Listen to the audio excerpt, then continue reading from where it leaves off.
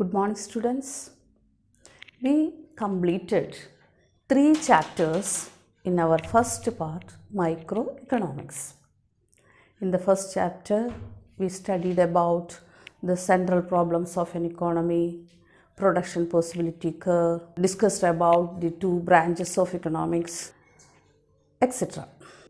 In the second chapter, we discussed about consumers' behavior and demand, budget set, budget line, indifference curve analysis, law of demand, price elasticity of demand, measurement of price elasticity, etc. Third chapter deals with production and cost, production function, long-term and short-term production function, marginal product, total product, average product, then different cost concepts, law of variable proportions, law of returns to scale, etc. are studied under the heading production and cost. Today, we are going to introduce our macroeconomics, the second part of our study, macroeconomics. We already discussed about the 2 branches of economics, microeconomics and macroeconomics, in our first chapter, Introduction of Microeconomics. The term microeconomics and macroeconomics is coined by Ragnar Frisch in 1933. Ragnar Frisch in 1933.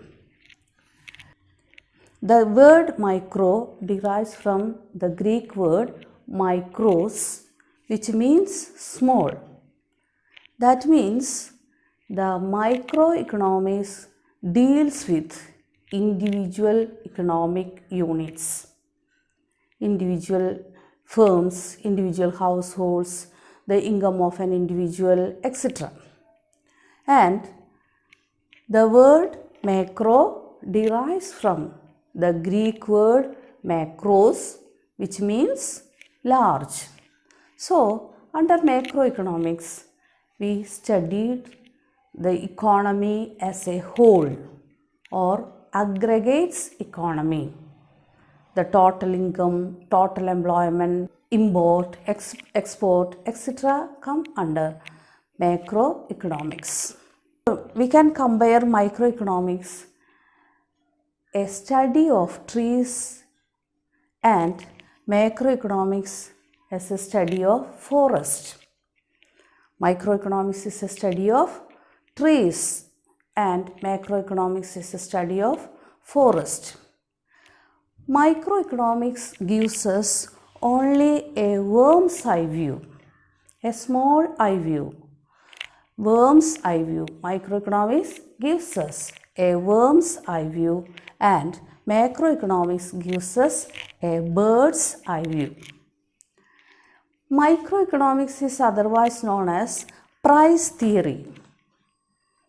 Microeconomics is otherwise known as price theory and macroeconomics is otherwise known as income theory. Microeconomics studies individual economic unit and macroeconomics studies aggregative economy. Then microeconomics, macroeconomics എന്നത് ഇക്കണോമിക്സിലെ 2 ശാഖകളാണ്. ഇങ്ങനെ micro economics macro economics എന്നുള്ള ആ distinction ഉണ്ടാക്കിയത് Ragnar ഫ്രിഷ് എന്ന Economist 1933 micro macro എന്ന ആ 2 ശാഖകൾ ഉണ്ടായത്. മൈക്രോ എക്കണോമിക്സ് ഇൻഡിവിജ്വൽ ഓരോ സ്മോൾ യൂണിറ്റ്സ്, ഇൻഡിവിജ്വൽ ഇക്കണോമിക് യൂണിറ്റ്സിനെ കുറിച്ചാണ് പഠിക്കുന്നത്. മാക്രോ എക്കണോമിക്സ് എന്ന് പറഞ്ഞാൽ അത് ടോട്ടൽ അഗ്രിഗേറ്റ്സ് ഇക്കോണമി, അതിനെക്കുറിച്ചുള്ള പഠനമാണ് മാക്രോ എക്കണോമിക്സ്.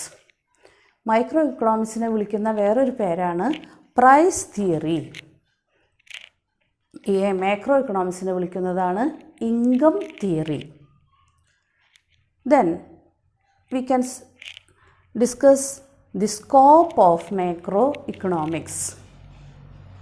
സ്കോപ്പ്, എന്തൊക്കെ കാര്യങ്ങളാണ് മാക്രോ ഇക്കണോമിക്സിൽ നമ്മൾ പഠിക്കുന്നത്, എന്തൊക്കെ കാര്യങ്ങളാണ് മാക്രോ ഇക്കണോമിക്സിൽ ഉൾക്കൊള്ളിച്ചിട്ടുള്ളത്, അതാണ് scope of macro economics. First one, theory of national income. The income of a country is known as national income. The theory of national income comes under macroeconomics. Then theory of employment, total employment. Theory of employment comes under macroeconomics. Another thing we studies under the heading macroeconomics is theory of inflation.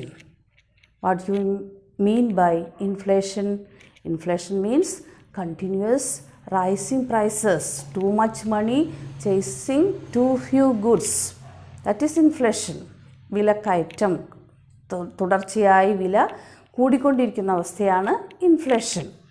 Theory of inflation. Then theory of trade cycle. Trade cycle or business cycle. 4 phases of a trade cycle: recession, recovery, boom and depression. 4 phases. 4 സ്റ്റെപ്പുകൾ, 4 stages ആണ് trade സൈക്കിളിനുള്ളത്. Business സൈക്കിളിനുള്ളത് 1 boom, 2 recession, depression, then recovery. 4 ഘട്ടങ്ങളിലാണ് നടക്കുന്നത്. അതാണ് theory of trade cycle.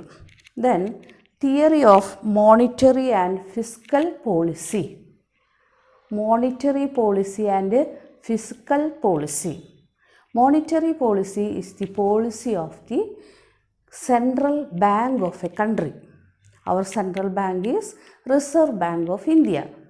The policies put forward by our Reserve Bank is known as the monetary policy. Fiscal policies are the policies introduced or put forward by the governments. The tax and expenditure policies is known as fiscal policies. We studies the theory of monetary and fiscal policies under macroeconomics. Then theory of economic growth. Economic growth is necessary. We can measure economic growth by using different measuring rods. The theory of economic growth comes under the heading macroeconomics. Then theory of international trade, export, import, etc. comes under the heading international trade, and we study the theory of international trade under macroeconomics. So we can say that the important concepts or the scope of macroeconomics includes theory of national income, theory of employment, theory of inflation, theory of trade cycles, then theory of monetary and fiscal policies, theory of economic growth, and theory of international trade. Next, we can discuss the importance of macroeconomics. For what purpose we studies macroeconomics? Importance of macroeconomics. എന്തിനു വേണ്ടിയാണ് നമ്മൾ macro economics പഠിക്കുന്നത്? എന്താണ് അതിൻ്റെ ആവശ്യം? Number 1, the study of macroeconomics is helpful to understand the functioning of the economy. We already studied that macroeconomics is a study of aggregates, aggregative economy. So, it is necessary to study the aggregative economy or study the economy as a whole to understand the functioning of the economy. So macroeconomics help us to understand the functioning of the economy. Number 2, with the help of macroeconomics, we can compare the different economies of the world. We can compare India with Pakistan, or we can compare India with China, etc. With the help of macroeconomics, we can compare the different economies of the world.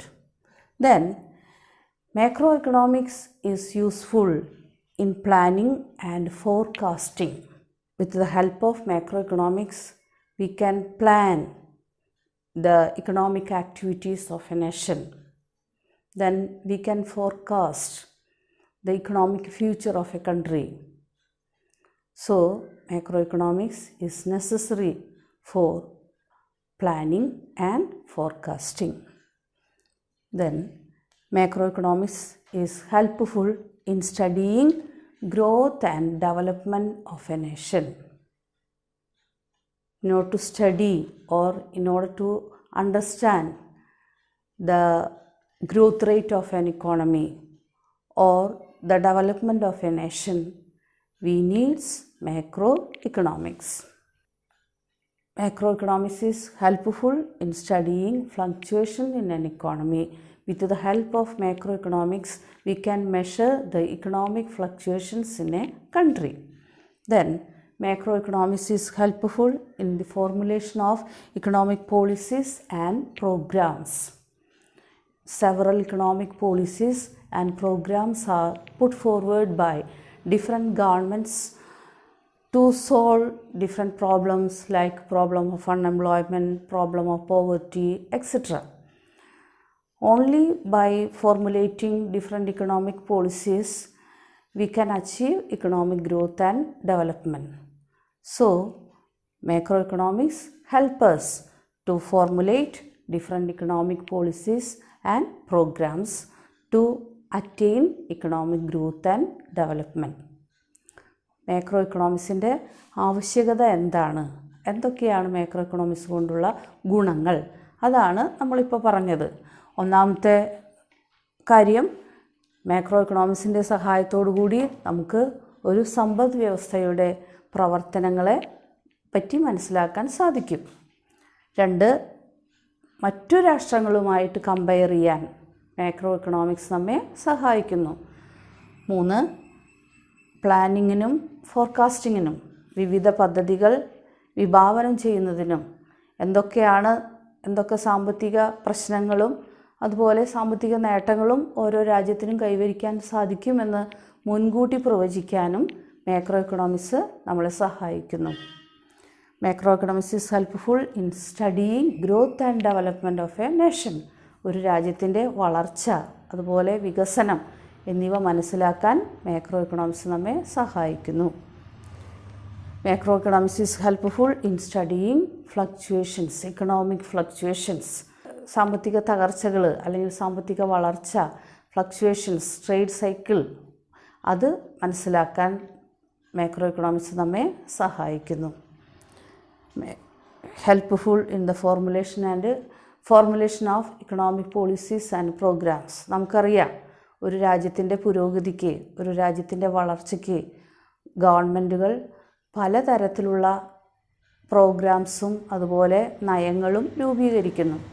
ഈ നയങ്ങളുടെയൊക്കെ രൂപീകരണത്തിന് macro ഇക്കണോമിക്സിൻ്റെ സഹായം ആവശ്യമാണ്. Economy as a whole, ഇക്കോണമീനെ മുഴുവനായി കണക്കിലെടുത്തിട്ടാണ് total employment, total income, total expenditure, total export etcetera എല്ലാം ഉൾക്കൊള്ളിച്ചുകൊണ്ടാണ് നയങ്ങളും അതുപോലെ പദ്ധതികളും ഓരോ ഗവൺമെൻറ്റും വിഭാവനം ചെയ്യുന്നത്.